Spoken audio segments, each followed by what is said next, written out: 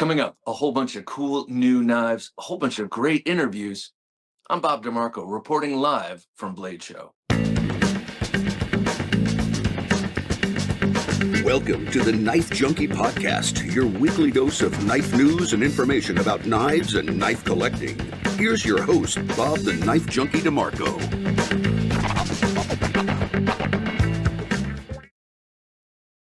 Welcome back to the show. I am recording this in my beautiful hotel studio. Had a great time at Blade Show. I still have one more day as I speak to you right now. So I'm really excited. After this, I'm going to go back down to the show.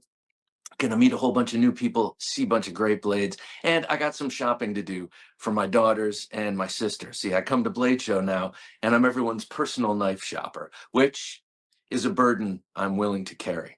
Let me show you what I carried myself, what I brought down to Atlanta with me. Now, you know that when I go to Blade Show, I don't bring anything fancy. I don't bring anything expensive. I'm afraid of losing it to the TSA. And I know I'm going to be picking up a lot of cool new stuff while I'm here. But to travel with me and to come around in my pockets, I brought the Civivi Synergy 4. I love this knife. It's nice, big, capable, deadly, if need be, which of course that doesn't come up, thankfully. Also, it's an old design, rehashed by Civivi, by Mr. O Young.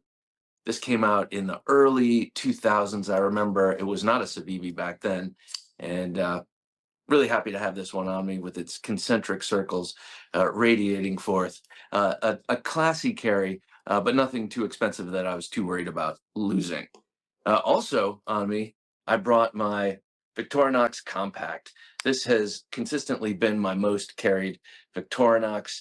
I have it here with this little dangler clip, which you can get on Amazon. They're really inexpensive. And if you don't like a knife rattling loose around the bottom of your pocket, you just clip this to your pocket. It dangles inside, and it's always ready, but never annoying. I really actually brought this for this little screwdriver right here. I love that little screwdriver. Keeps everything on the glasses tight. Ordinarily, I wear glasses. You don't see this because I'm usually sitting close to the camera, and I don't need them in that case. But I hate loose temples on my glasses. So that's what I had with me. I had the O Young designed Synergy 4 by Civivi. Such a great knife. I'm going to check out the Civivi table today. I had to avoid it yesterday. I had to avoid that in the tops table because there's so many things there, and I had a lot of people to talk to. But today it's more free reign for me. And then I had the Victorinox Compact. So a great little set of knives. This has been a great show. I've been saving up all year for it. Unlike other years where I've come and haven't had much money because it sneaks up on me. How did this happen? Well, I saved up for it and been able to buy a couple of cool new knives that I'm going to show you in a minute. But how did I save up? Well, a lot of ways. Discipline, one of them, but also through the support of you guys out there. So if you want to help support the show, you can always share it with a like-minded friend. That does amazing things for any sort of show. Anyone you like on YouTube, just sharing a show just spreads the word, and that's great. But if you want to help support the show, you can do so by scanning that QR code on your screen or going to TheKnifeJunkie.com/Patreon and seeing what we have to offer you. You offer us something, we offer you something in return. So go check that out. That's TheKnifeJunkie.com/Patreon. All right, it's time.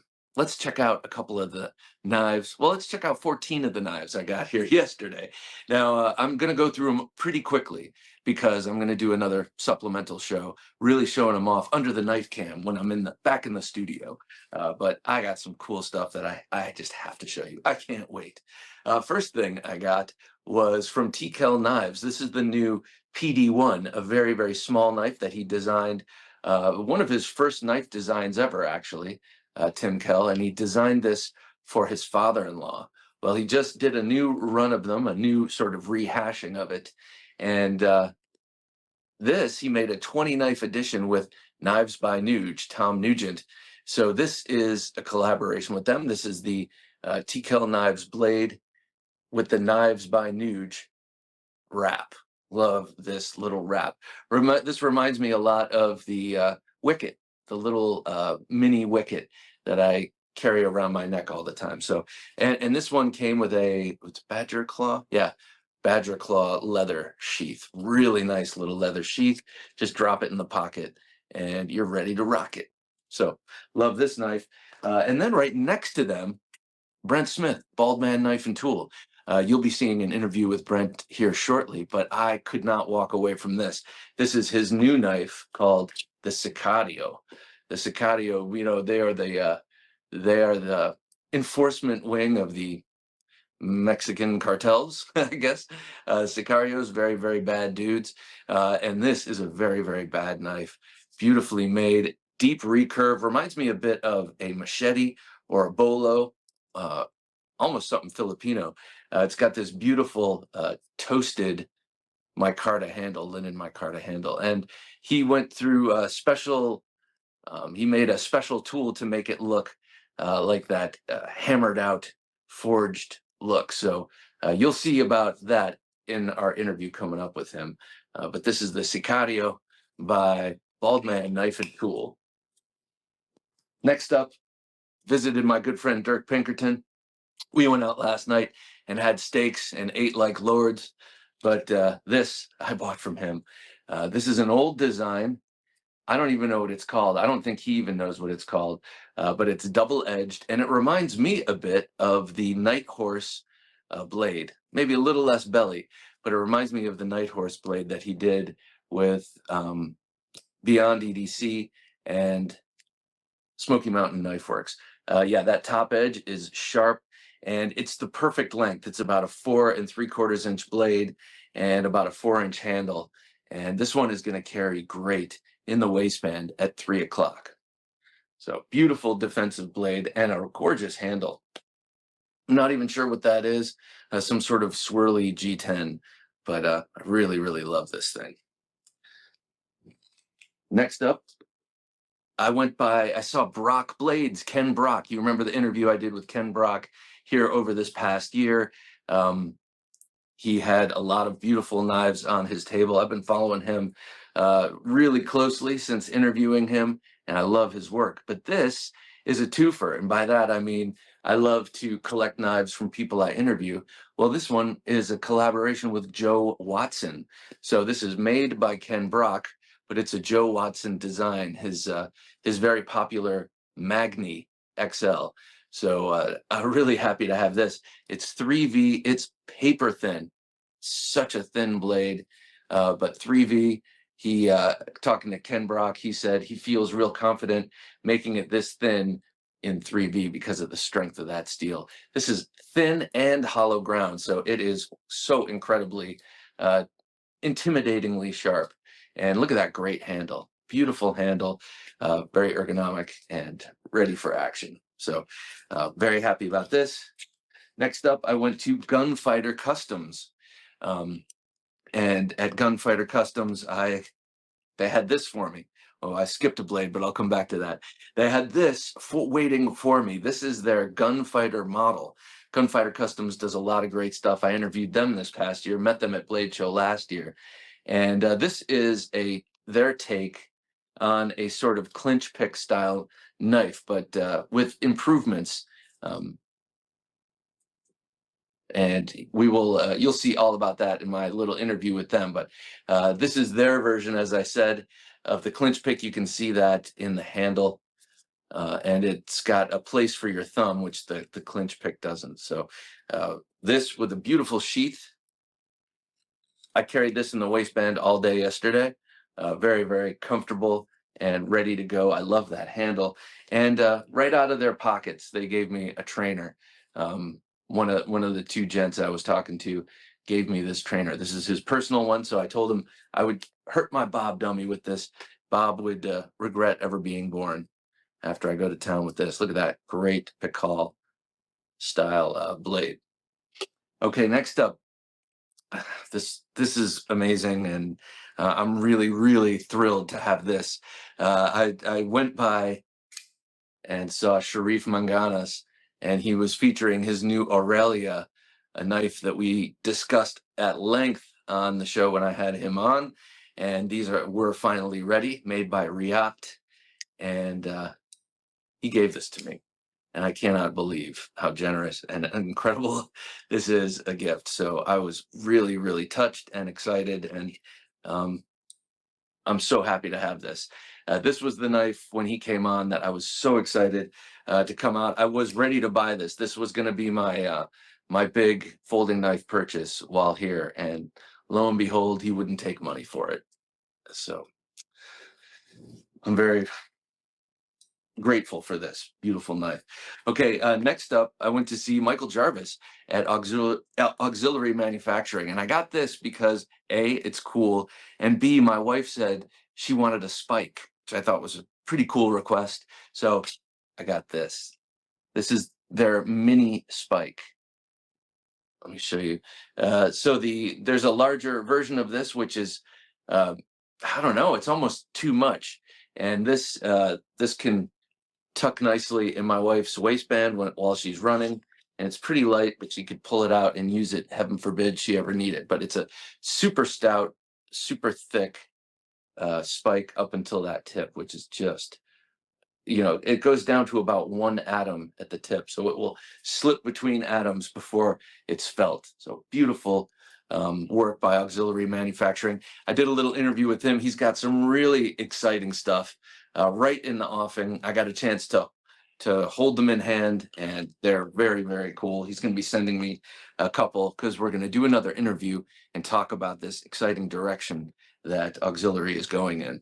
Okay, next up from Shane of Edgy American Blade Works. He's been working on this design for me for a while. It's something I sent him on paper. This is the second one he's made, and because he had some difficulty with the steel originally. This is 3V also, or I'm sorry, this is Crewware, and we're calling this the Junkie. All of his knives have these names like the Thug, and this is the Junkie. They're all kind of criminal element names, so it sort of works. This is a really, really well-ground knife and super sharp, and apparently he destroyed a full-on diamond stone trying to sharpen this, because Crewware, I guess, tough stuff, hard stuff. Okay, also, this is what I ended up getting for my wife. Again, so basically I keep the spike or I keep this, because I saw this at Guardian Tactical. Guardian Tactical making automatic knives, out the front knives out of Pennsylvania. And this is a really, really great little knife. And this is the Blade Show edition. Now, if you look at how casually I'm opening this with my forefinger on my left hand in a weird position, this has the smoothest, easiest out the front action I've ever experienced. So I'm really happy with this. And this is also something my wife can carry in her hand while she's running. She can use the butt of this to dissuade someone, or she can open it up really easily and use that blade. So we'll see if this is mine or hers, but only time will tell. Okay, next up, I went to DC Blades, saw Justin Carvin, and he rained knives down on me. So I'm very grateful. I got the Sting. You've all seen this one. He's posted this a million times. Such a beautiful knife, made by Miguran and designed by himself and Old Squirrel Knives. Beautiful. He gave me this. This is called the Nameless, also a Miguran design, I believe. Pickall style knife with those 2 DC blade notches, which when you pull it out of your pocket, yes, it deploys like a wave. He gave me this called the Glaurung. I forgot to ask him what that means, Glaurung. But this is one of their budget offerings. Beautiful recurve Tonto. I chose, in rare form, I chose a twill carbon fiber, this twill carbon fiber, silver. Great ergonomics on this knife. An AM8, this is my first AM8. They're like Miguran's budget line, or easily accessible line. This is very much like that Nameless, except it's got a a bar lock and a ring, and you can of course grip it and rip it, open it up with those notches there. This is a pretty cool one. You got a little persuader here too. And then lastly, also designed by DC Blades, the Tops Knives Medusa. And this thing is a wicked self-defense knife, really just intimidating and crazy looking. But Justin wanted me to know this is a great EDC. He's like, you can cut vegetables with this, you can do all sorts of stuff with this. It's not just a self-defense knife, which is funny. I don't see myself cutting vegetables with this, but you could use this at the campsite to do some carving, I guess, and some chopping. I don't know. I believe him, but that's not what I'm going to carry this for. So this really cool Medusa. I really want to say thank you to the generous knife makers who either gave me knives. This is so humbling. They gave me knives or they gave me great prices on knives. So yeah, that's the state of the collection. Tune into the midweek supplemental to see close-ups, breakdowns, and a little bit of talking about each one of those knives, materials, and that kind of thing. Okay, as I mentioned before, I talked to a lot of people yesterday. That's one of the best parts of Blade Show. I just absolutely love chewing the fat I'm in my element here. I'm in my element. I get to talk. I get to talk to people, get to talk to knife makers, and it's great. I love meeting new people. This wasn't me when I was younger. I was shy and antisocial when I was younger. I guess getting old pulls certain things out of you. But I got a chance to interview some people, and I know you're going to like these. First up is Brent Smith of Bald Man Knife and Tool. Brent Smith has been knocking it out of the park since the very first Blade Show I came, and he showed me a knife he was wearing on his hip. Said, "Who made that? That's beautiful." He said, "I did." And then he started going into business, and a few years later, here he is. He has a brand new deal with Boker, and he's just crushing it. Here's Brent Smith of Bald Man Knife and Tool. I'm here with Brent Smith of Bald Man Knife and Tool. Brent, how's it going, sir? It's going good, Bob. How you doing? I'm doing great. So tell me about what we have here. All right, man. I got a few things, so we'll go over them. I have the Serpico line. Just telling you, I have been having a lot of fun making these. It's a little deviation from my usual. I use 80 CRV2 steel on these, so I can hand hammer the texture on them. You get that nice hand hammer texture. Do a nice solid etch on them, and they just look like something you pulled out of the dirt, but they are just so much fun to make and use. I've been carrying one ever since I made them. So I can't help but say before we move on from the Serpico that I see some, for me, Filipino influence in these designs. Where did your inspiration come from for these? So my inspiration, I wanted something with a big recurve belly on it. I wanted just that big belly, a big recurve. And so I made one, I forged one out, and then I decided to start producing them. And that was my desire, was to have it. And that's why the Serpico came out. I know, we all know the movie Serpico. It's a great movie, but it is Italian for snake. And that's where this came out. I knew that was the most fitting name for this knife. Nice. One more question about the Serpico. Yeah. You were talking about the hand hammer texture. How did you achieve that if you're not forging these out? Yeah, so the way I achieved that was I took a hammer and I put some welding on there, and I did different textures on there, so I could have different textures on both sides of that hammer to add that, just that really cool look on there that you see. So it does look like a forged knife, but I'm able to get these done in a more fast pace to keep the price down. Beautiful. Well, what else do we have here at the table? All right, so next we've got the clipper, which if you have followed me for any time, you've known I've been making the clippers for a while. We have the clippers, again, another one here in this toasted, kind of burnt micarta. And these are in Magna Cut and Crewware, so the higher end stainless steels, the powder metallurgy that I usually use on the clippers. Following the clipper, I have the thicker clippers. We've got one of the thicker clipper slims, which is a 3/16 stock, so a little bit thicker than the regular clipper, but thinner than the thicker clipper we know. And then I thin the scales out as well, so it is overall a slimmer carry with still being a beefy knife. So I don't recognize this one, the Albatross. Tell Yeah. me about this. So the Albatross, I've actually been making these for a while as well. The Albatross and the this is the Albatross XL and the regular Albatross. So you can see the size difference. What I did was I was able to keep a full hand grip, and then whenever I scaled it down, I was able to do the same thing where you can get a similar profile on the handle, about a 1/2 inch shorter, but a way shorter blade, but still get that full hand grip on there. Yeah, it's important to be able to hold onto your knife when it's that sharp. Definitely is. Okay, I see the cicada. Right, and then the smallest guy I have, these are the cicadas. I have the cicadas in micarta and the G10 carbon fiber, as well as the cicada minimalist, which is wrapped in some jute with some epoxy on it. And all the knives come with Kydex sheaths. You see I did a little bit different sheaths on the cicadas. For the regular cicadas, I have a sheath designed to drop in your 5th pocket or the bag.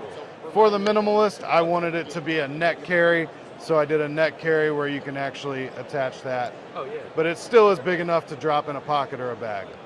So before I let you go, Brent, you have some exciting news in a big collaboration. Tell us a little bit about that. Yeah, so I released a Boker thicker clipper. So the thicker clipper Tanto, Boker released that at SHOT Show this past year, and the reception has been awesome, and I'm super humbled by that. So we sold out of those pretty quickly at the show here. Obviously, that's a lower price point, $50. You can get one of those. So check your retailer. You can find those pretty much anywhere. I know Blade HQ, they keep rotating them into stock when they sell out. So, and I usually have them in stock on my website as well. So what is it like working with a big company like Boker? It's been great working with them. They're really good people to work with, and we know Boker. They produce a high quality knife every time they do it. I've always loved them because there are plenty of makers whose work is out of reach for me, but they make it, and that was I like something myself important to do. both myself and Boker, was to get it in the plus line, which again is their budget line of $50 knife. That was super important from the very beginning with them. So I'm really pleased with it. Well, Brent, good luck. Have a great show, All right. and thank you so Bob, much. thank you. Great talking with you. Another one who's tearing it up, who we've recently had on the show, Sharif Manganas. His company, Mangana Steel, has released a couple of very popular blades over the last 2 years. Think the Kaimano, and he had some of those at his table. Those are almost gone, and gone for good, because he's moving on. He had the Aurelia, which I just showed you, but he too, well, I can't say here, but I heard rumors on the wind that there are some very exciting production collaborations out there for Sharif. Great designer. He's really, really inspired by some of my favorite knives like Emerson's, but he takes his design to a very refined level, and he's just a great guy. Here's Sharif Manganas of Mangana Steel. This is the Knife Junkie Podcast, Knife Show Edition. All right, I'm here with Sharif Manganas of Mangana Steel. How you doing, sir? Good, good. How about yourself, man? I'm doing great. You've got an awesome setup here. Thank you, Tell thank me you. how your show's going. So far, so good. Yesterday was a bit of like a slow, consistent boil, which is great. Like my first show, so I didn't want to I didn't know what to expect, but gave me some time to kind of figure out what works, what doesn't work, how to improve what I'm doing today, and I'm excited, man. Well, when we spoke on the show, you had a knife that was just coming out. I'm Yes. really excited to check it out. Show us it. This is the Aurelia. This is my latest knife that I did, OEM by Riot, done in 63 to 64 HRC Magna Cut, and just meant to be like an exquisite, everyday mixed use. You could be a gentleman's knife, it can be a work knife, it's meant for everything.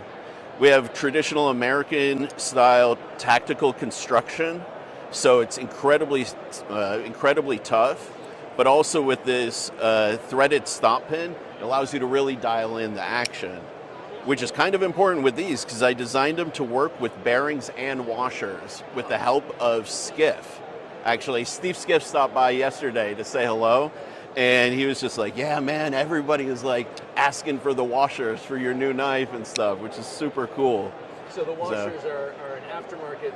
Yeah. But the whole thing is set up to accept them. From the start, right from the beginning. Actually, Steve was amazing because once we talked about it, we realized we can make it compatible with all of my knives. And going future, we're going to be doing that, you know?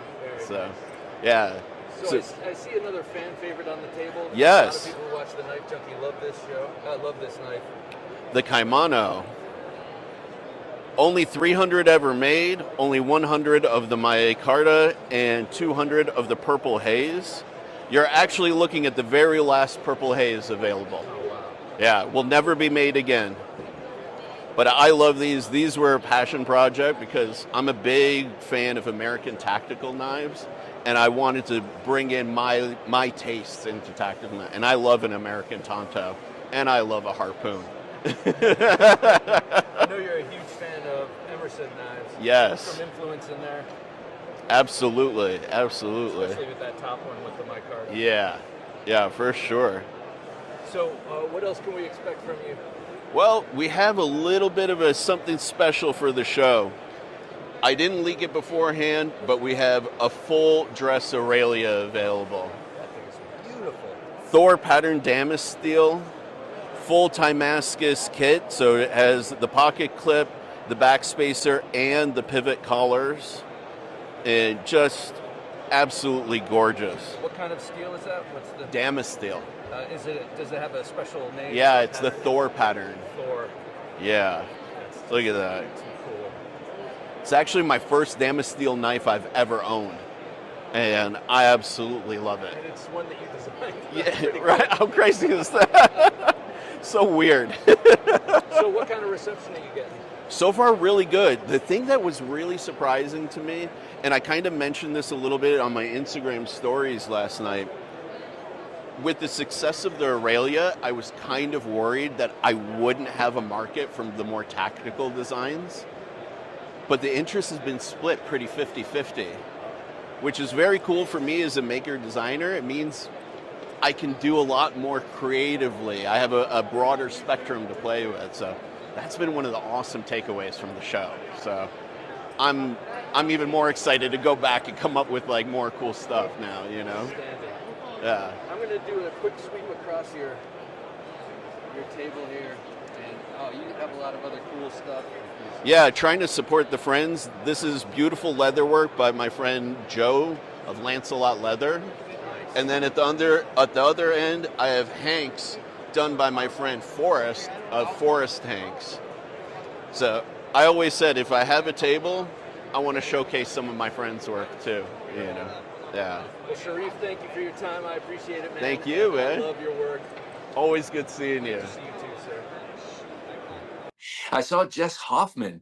Jess Hoffman, who I recently met. He's someone that Jim put on my radar. And he's a great guy, and he makes these beautiful, refined outdoor knives. And they're priced within range for most people. And it was really, really great to get his knives in hand, because a big part of what he does is about the ergonomics. He makes a lot of hunting knives for people around where he lives. And so really paramount to his designs is how they fit in the hand and how they feel. And of course, how they cut. So it was really great meeting Jess Hoffman. Here he is of J. Hoffman Knives.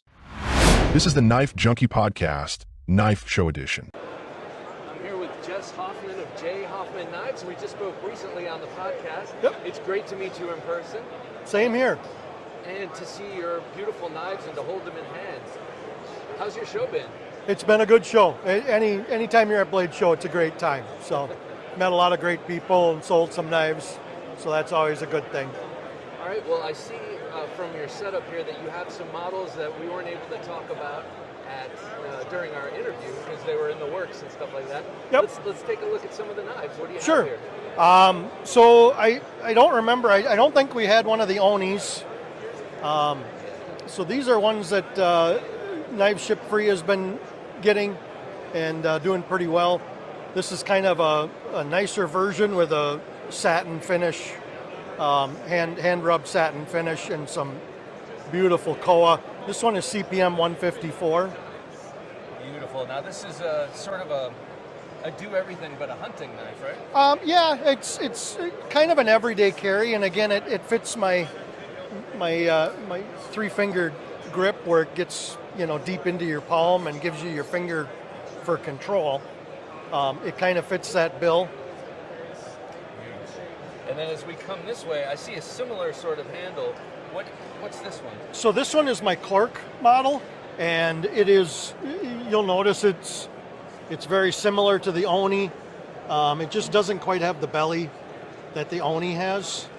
Just more of a leaf shape blade, as opposed to the more bulbous Oni. So you start with the Oni blank and change the blade as you grind, basically? Yep, and I've got a couple models that I do that with. Those are the only two in that version that I have right now. You talked a lot about ergonomics when we talked on the show, and you can see it here. What are your goals with the ergonomics of these knives? So my general goal, and this is my new model, my smalls, my general goal is to have a comfortable 3-finger grip where you can keep your finger up on the spine of the blade. Gives you a lot of control. It gives you a lot of grip also.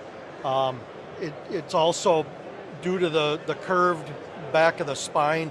It fits into the palm of your hand really nicely and is comfortable to use for a long period of time. But the handle's big enough that if you want to get a full grip on it, you can. Beautiful. So, and that's a lot of my knives are designed, with that in mind. So you mentioned that recently people have been asking for larger knives. Is that the one? Was that your answer to that? Yep, these two models right here, the Smalls and the Winton, were more of a full-size, more traditional hunting shape. And now this Winton is a flat grind, which is what I was doing originally. And I switched over to the hollow grind, and I prefer the hollow grind on that blade. Why I is think that? it just looks a little nicer. Yeah. And it's just a little more unique, that shallow hollow grind. I want to take a look at some of these over here. You also do some EDC style knives. Yep. What's up with this one? So this right here, this is one of my paring knife models. It's my Armagh V2. These two knives are the same. It's just this one has a squared off tip. But I had a lot of people pick up my paring knives and ask, do you make a sheath for this? And they wanted it as an everyday carry. So I started making them with a little thicker steel. I use the 100 thousandths thick steel instead of the 80 thousandths, and include a sheath with them for an everyday carry. They also make a nice knife for a youngster's first knife. They're not very big and they're not very pointy. So. They feel great in hand, too. Thank you. All right, before I let you go, tell me about these beauties. So this is my reworked Meath model, which is a barbecue or brisket slicer. That's what I was thinking. And I don't have boxes for the Meath, so they come with a embroidered padded case, which is kind of nice. And then this is my Dublin. And my Dublin is it's based off of an old butcher knife that came into the shop for sharpening one day. And it was an old high carbon butcher knife, and I just fell in love with the blade shape and came up with this design based off of that. I have one of those in my kitchen, and it is the most used knife. It's great for cleaning up chicken breasts or tenderloins or anything like that. Beautiful. Well, Jess, thank you so much for talking. It's great seeing you again. Appreciate your time. So thanks for stopping by. All right, that's Jess Hoffman of J. Hoffman Knives. Yep. Take care. Thank you. This is the Knife Junkie Podcast, Knife Show Edition. Next up, let's talk to Gunfighter Customs. I met Jarrod Franklin and Michael Elliott, the two guys behind Gunfighter knives. I met them last year randomly in the Baller Room at Blade Show and was really impressed not only by their designs and the knives they had out on the table, but their philosophy. So I had them on the show. We had a great conversation. And when I showed up to Blade Show, I got a message, "Are you here?" And I said, "Yes, I'll be seeing you soon." And they said, "We got something for you." And so I rushed over to their table. So got that really cool Gunfighter custom knife. Here they are, custom knife makers extraordinaire. If you want a design, hit them up. One of your own personal designs made, hit them up. Here's Jarrod Franklin and Michael Elliott of Gunfighter Customs. All right, I'm here with Jarrod and Michael of Gunfighter Tactical. Jarrod, how's it going, sir? Good, man. How are you? I am doing great. Even better since I just got my first Gunfighter Knives knife. I'm glad to hear it, man. Yeah, I've been wanting to get a blade in your hand for a while, so I figured today would be a good day. It is awesome. Just in case anyone's wondering, it looks just like this one. Different handle, but it's the Gunfighter model. I'll be showing it off on the show. But Jarrod, how's the show been going, sir? This year's been really great. Last year was our first year. We did a couple sales, and we've already done as many as last year, and we still got all day to go. No kidding. So it's going really well. We've got more knives than last year. I started earlier, so really happy to be here this year. The crowd's great, so it's a good time. Well, before you show us some of the models you have here, tell us the basic philosophy behind Gunfighter Tactical. Well, at Gunfighter Customs, we like to make what you like, but my philosophy and his also is we like a knife that you're going to use and you can actually do work with as well as defend yourself in tactical situations. So that's basically it in a nutshell. Everything you see from us is going to have more than one use. It's not just going to be, a bush knife or a straight tactical knife. You're going to be able to actually use them and carry them every day. Well, forgive me for calling you Gunfighter Tactical. Oh, no, that's all right. That's all right. All right, so show us a couple of models here. All right. This year, we've got a new one. This is the Neomorph, and this is actually a rendition of our Malice model. So that's the Malice, and as you can see, it's pretty similar. Just a slimmed down, slimmer handle, a little bit longer handle on the Neomorph, but that one was designed specifically to wear in the pocket. I know a lot of guys like to wear a small fixed blade in the pocket, so that's what that is for. And of course, it's double-edged, so you can use it coming and going. Use it coming and going. Yeah, the pocket carry fixed blade thing is a very strong trend right now. That's yeah. And I can see how that is a much easier pocketable knife than this one. Right. But this is super light too, and pretty discreet. Right, either one of those will be a good choice. This year, I do make bigger knives, but we decided to go with mainly smaller EDC type knives this year, and so if you see something that you want but bigger, I can do that also. So are you finding that the smaller EDC size knives are going quicker or more popular? It does seem to be the case, yes. Last year I had a lot of larger and thicker knives, and all the ones that sold were smaller and thinner steel. So, interesting. Yep. Okay. Well, show us this Gunfighter model. Tell me about this. All right, so this is a Mike Elliott design. See that right there? That's this guy right here. And he designed this knife to be used in conjunction with your firearm. So if you had your firearm here, you would have this here. So, you could come out like that. Oh, yes. Okay. Go to it. And I'll have him talk about it a little bit. Well, talk into his mic. So, again, this is our Gunfighter model, and we made it that because it is to complement your carry system, whatever that may be. I personally carry appendix, so I keep mine left-hand side for that retention purpose or light to medium utility. It's very similar in form and function to the clinch pick. If you're familiar with that, we changed the angles up and added a spot to put your thumb on top for utility use or that power assist if you do Filipino type knife work. Beautiful. I love it. And the gentleman here just gifted me one of those, and I'm carrying it in my waistband right now. Hell yeah. Absolutely love it. So Jarrod, what can we expect from you coming up this year? This year, after the show is over, I hope to get back home and start making some folders, and as well as putting out our new designs, which a lot of the people in our group have seen, but if you haven't, come join our group. And where can they do that? This is our Facebook address. Join the group and take a look around in there. There's tons and tons of pictures. All of it is there. Awesome. Well, thank you so much for your time. Jarrod, Absolutely, man. It. Thank you. Bob, appreciate you, sir. Take care. Well, I'm going to come in on this knife here.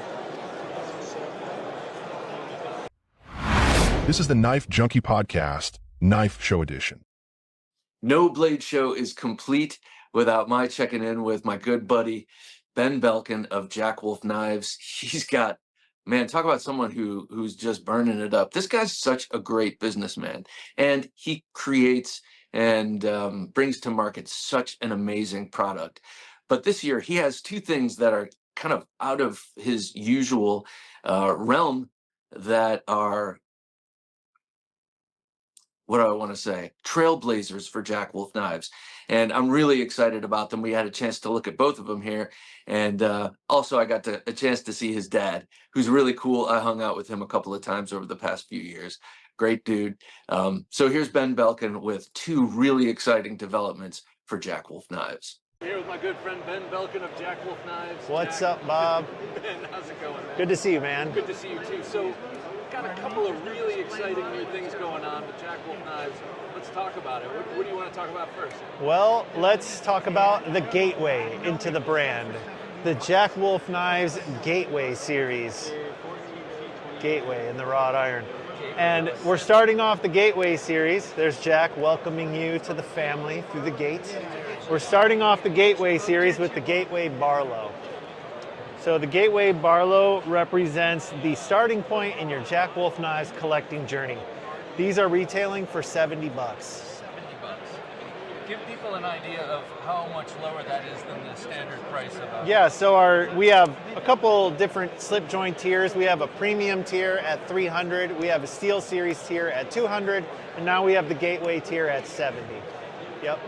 Now, what do you get with the Gateway? Well, you're getting a flat ground 14C 28N blade with steel bolsters, integral steel liners, and handle choices that include blue bone, abalone, green canvas micarta, black carbon fiber, and rosewood. Yep, these are different. They have pin construction, they have an inlaid shield. So maybe your slip joint journey starts with something more traditional and accessible like the Gateway, and then as your tastes evolve, you can step into the modern traditional titanium S90V hollow grinds, you know, the fancy carbon fibers. I was just thinking as you were mentioning this being they're almost more traditional than the traditionals you're already making. Correct. Yeah, this is going to be the more familiar, the more accessible slip joint knife. Okay, so I'm obviously an avid collector of the Jack Wolf Knives, all the line. But this is exciting to me too. Like I can't wait to get my hands on one of these. You're making them; they're being made by the same manufacturer, same quality. Same OEM, same quality. Took a while to get these processes down because some of this was new for them, but they do a really good job. Let's see that walk and talk. I want to. All right, and you'll notice that these do not have a stop pin, so we have kick-on spring construction. They look and sound great. This pole is about a 6.5. I didn't want it to be real stout because this is going to be a lot of people's first slip joint. And without the hollow grind, it's not as grabby at the spine like our other versions. So I think we found the right balance here for this. Yeah. Beautiful. All right, well, you also have something else that's somewhat revolutionary happening. What is this? That's right. So this is called Tango. It takes two to tango. And we're introducing a product line here. It's a subset of our premium series called JWK Jack Wolf Collab. Collaboration for the culture. And this is where we bring in designs from guys I'm friends with here in the industry, younger guys, a lot cooler than I am, bringing cool new designs to our product catalog. I wanted to be able to offer designs that don't fit exactly in my wheelhouse. So hopefully we can attract people to the Jack Wolf family that maybe aren't into the traditional life look. And so this here, the Tango, features a compound hollow grind. It has thumb studs, the first time we've ever done thumb studs. It also has a top flipper, but it's the same fit and finish coming from our OEM. We're using the same materials you're used to seeing, same thickness overall, same hardware. So really I'm Jack Wolfifying some designs and bringing them and distributing them through our dealers. So you're no stranger to flippers, to locking models, but they all have that traditional look and vibe. This obviously has a very modern folding tactical flipper look. Exactly. That's exciting to me. Who did you collaborate with on this knife? Right, Bob. So this is Chris Ortiz. He's Cerberus Knives. He's out of Orange County, California. He's a good friend of mine. Very talented designer, very talented maker. So what was it like collaborating with him on this project? It was a lot of fun, and that's what really is cool about this, is you get to work with your friends. And it's nice. It's nice working with someone because you become a better designer yourself, a better businessman yourself. You know, it elevates my game.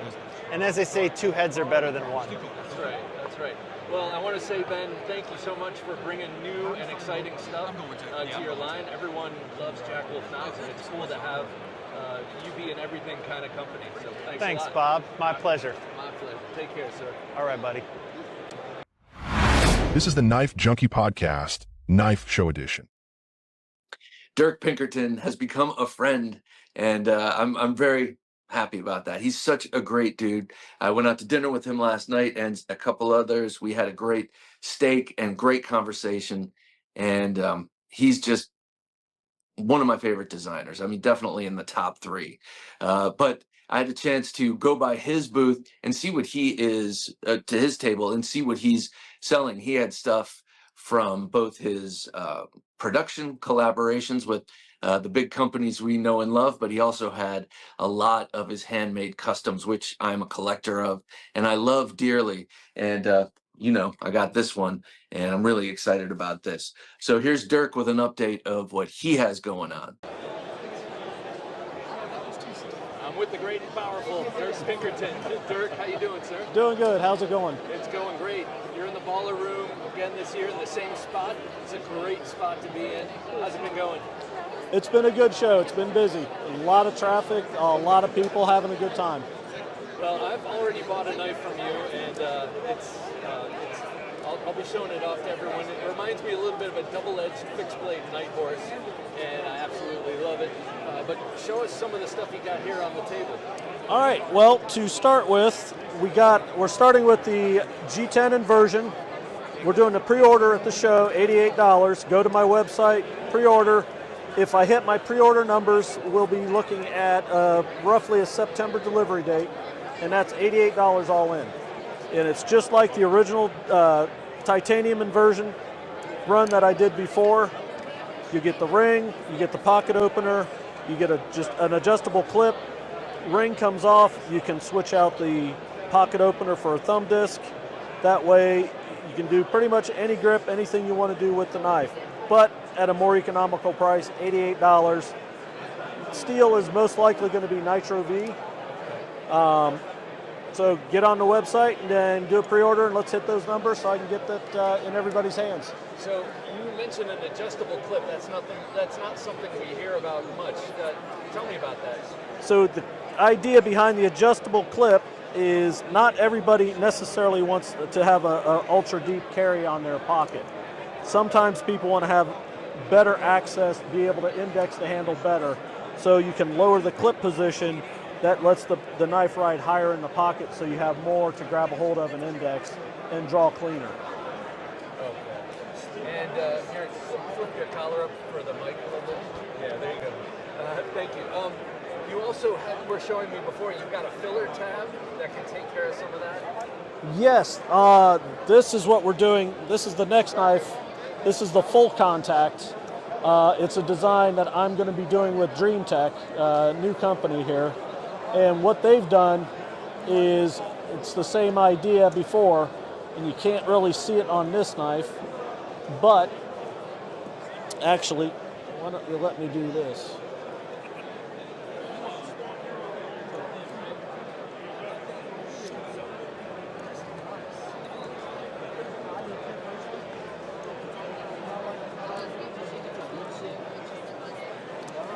So it's an adjustable clip up and down as before, but what they've done is they have a filler tab. So if you place the clip lower, in the lower position down here, you have a plate that fills in this gap here. Oh, that's cool. I love that. So with the full contact, this is, as the name implies, it's a full-size version of your contact design that was made by Asymmetrical. Yes. Beyond EDC. That's a knife that I talk about a lot on the Knife Junkie podcast. It inspired the Nova 2 knife that I made with hogtooth knives, the Kiradashi style blade. Very cool. And, I'm glad. I just love this design, so I'm excited to see that you're going to be coming out with one under your own label. This is actually going to be picked up as a collaboration with DreamTech. Oh, okay. Yeah, collaboration with DreamTech. Yeah, we actually had that discussion last night. So it went from OEM to collaboration. And then I see the folding ferrule there. That is one that's your own. That's a Pinkerton knife, right? Yeah, that goes with the fixed blade. Look at that. Artisan has done this one, and fortunately, they will be also making a pocket opener to go with it. Okay. So in the final version, it will be ambidextrous. It'll have the adjustable clip height. It'll also have a pocket opener. So I'm a fan of all your designs, but I'm a super fan of your handmade knives. I mentioned I just bought that double edge from you, but this one on the table, tell us about this. This thing is nasty. This is the culprit. This is a hybrid between several knives. I can't even tell you how many knives. I had a customer several years ago reach out to me wanting to do a larger reverse grip Pakal style knife. He saw one I did a long time ago called the U-Gut. It's short for something, and I can't tell you because it's been so long ago. Something about unorthodox something or other. But he saw that knife, he saw the extreme upswept blade, the extreme angle. He wanted to do that, longer blade, and he wanted to use the handle that I was using on the Exile. So this morphed into the culprit. 5-inch blade, people call it a bat wing shape. I'll go with that. It comes in either a full flat grind all the way across, single edge, or you can do a more of a bayonet grind or a full double edge. It was hard not to buy this knife, but the other one just seemed like one I'd carry more. But very, very cool stuff. Thanks so much. I'm really looking forward to to all your new exciting designs coming out. I appreciate it. And I'm also looking forward to dinner. We'll be discussing that. Alrighty, man. Take care. Thanks for your time. Thanks, man. I appreciate it. Have a good one. This is the Knife Junkie Podcast, Knife Show Edition. DC Knives. We have Justin Carvin and Chris Harrison. Now, Chris Harrison goes by Old Squirrel Knives. He's a handmade knife maker who makes incredible stuff. You can see some of his knives in this upcoming interview. But Chris and Justin make up DC Blades, and they are a design team extraordinaire. They have so many knives already out being made by the likes of Miguran and AM8 and Tops Knives, and they have a whole bunch of projects in the works. Really, really unique design sense, and very up my alley in terms of these are self-defense knives mostly. Even if you think you can chop vegetables with the Medusa, think self-defense, think DC Blades. I'm here with Austin Carvin and Chris Harrison of DC Blades. Guys, how's Blade Show going? Pretty good so far. Like I said, it was slow a little bit yesterday. Today picked up. Great day though. Yeah, today was much busier, much busier. You've got some absolutely beautiful designs, really unique stuff happening. Let's talk about some of this stuff. Yeah. All right, so over here we've got some handmade knives. We're calling them the DC Pocket Tonto, ray skin wrap, gator wrap, python, sheath. What kind of steel is that? This is Baker Forge and Tool Riptide Ultra Steel. They're all cut from the same billet. Beautiful stuff. Thank you. Here we got some Cedos. This is our original OEM that we released, OEM through Migron Knives. We've got a new model here. We've got the Glau Rung. It's a budget model that ranges from 60 to 75 bucks. We've got another new model here called the Nameless. It's also OEM for Migron. It ranges from 125 to 250. What's it called? The Nameless? The Nameless. Yeah, so it doesn't really have a name, I guess. Yeah, and then we got some other budget models here called the Mantis. They're all sub $100 Picao style. You got serrated backs and swedge backs, and they all come with a sheath. So you have a company called Old Squirrel Knives. Yeah, I own Old Squirrel Knives, where I make handmade knives. I use a lot of Baker Forge and Tool, and a lot of Magna Cut, and actually we handmade the original scythe, which kicked off DC Blades. I made a batch of about 18 to 20 of these, and they sold out immediately. So that scythe, that was your design, right, Justin? Yep, and which we of course followed up with the folder, and once the license expires on that, I'm sure we'll be making it ourselves again very soon. But so what's with your Picao love? Honestly, about 6 years ago, somebody gave me one, and I haven't put them down since. I guess it makes sense for me, in my opinion. You know, I don't do a lot of outdoor stuff anymore, so self-defense is where it's at. You know, might as well be prepared. So two knives that came out not too long ago that made a big splash, at least to me, were these two, the Vendetta and the Stinger. Tell me a little bit about those knives. Well, Vendetta, we wanted something with great ergonomics, something that had, which I call a gas pedal, you know. Gas pedal, what's that? Yeah, the thumb rest, I call that the gas pedal. It gives you a little bit more stability in your grip and in your down thrust, you know, if you need to stab something. But, you know, the Sting, it's more, kind of more EDC oriented, but it also has a nasty side as well. Feels really great in the hands. We're big on ergos, and both directions that thing just feels amazing. Yeah, this is a beauty. And full disclosure, you just gave me one of these, and I'm very, very, very excited. You gave me a bunch of cool stuff. Yeah, and I really appreciate it. Definitely. So what do you guys, what are you looking to do coming up? What's your 5-year Our slate plan? is full right now. We have folding kukris, trackers, all kind of just crazy off-the-wall designs that probably about 2 years worth in the works right now. So we're also trying to spread out the vendors and whatnot. So, you know, any vendors want to start selling DC Blade stuff, we can hook you up. Awesome. Any last words for our viewers? Come see us, booth 12H. Yeah. All right. Take care, guys. All right. Awesome stuff. Thank you. This is the Knife Junkie Podcast, Knife Show Edition. Lastly, Michael Jarvis and Auxiliary Manufacturing, always one of my favorite tables to visit, not only for the whiskey that they offer you, but for the amazing knives. And then this year, they have, they're showing off two really exciting new takes on a design we all know and love, and that's the Pocket Bowie. They've got some really exciting things happening in the production realm of knives. Take a look, Michael Jarvis and Auxiliary Manufacturing.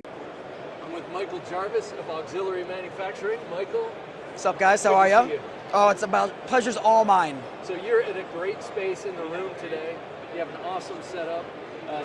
You've got some really exciting stuff happening. Tell us what is brand new. My biggest news for the year, for Blade Show, for everything else, is the launch of the new production knives. We got our new production Pocket Bowie folder here, M390 blade steel, full titanium body, steel lock insert, ceramic bearings, beautiful inlay options. Really, really love how these came out. Migron Knives did an excellent job on the OEM for me. Really made my dreams come true. Not only are we stopping at the folder, but we are bringing out our budget fixed blade options. These are retailing for $99 from me and all your favorite dealers. 14C28N steel. The black one's got a nice PVD coating, full G10 body, matching my texture perfectly. These guys knocked it out of the park. Here, can I see this? Please do. So this is a production version of your ultra popular Coffin series Bowie, Pocket Bowie. Which I am completely sold out of as of today. A beautiful knife. And you've all seen that on our videos here on the Knife Junkie, but this is so cool to see this going into production. Yeah. So, out of production, ready for sale, in fact. Out of production. Oh, these are here and you're selling them. These are here for sale today. Awesome. $99 on the fixed blades, $299 on the folders, guys. Look at those. I love how these came out. Soon these will be on my website as well as a bunch of other dealer websites. We will be talking about them all the time. This is not the first or last time you're going to see of them. Let me see this. Please. Man, Manganas, they know how to make a knife, don't they? They really do. So this really snaps open. What sort of redesigning did you have to do, or tweaking to the original Pocket Bowie did you have to do? You'd be surprised, almost nothing. Besides figuring out how to make that folder work, you know, I have one of my handmade ones here and they are damn near identical. Here, let's put them next to each other. Please do. You'll barely find any differences between them. Oh, yeah. We did a little bit thinner steel to make it a nice slicing blade, but that's about it as far as the overall changes, you know, aside from making it a folder. Yeah. So with the folder, now you have the benefit of a little bit of a guard, so if you're using this to thrust, the hand doesn't come up onto the blade. Absolutely.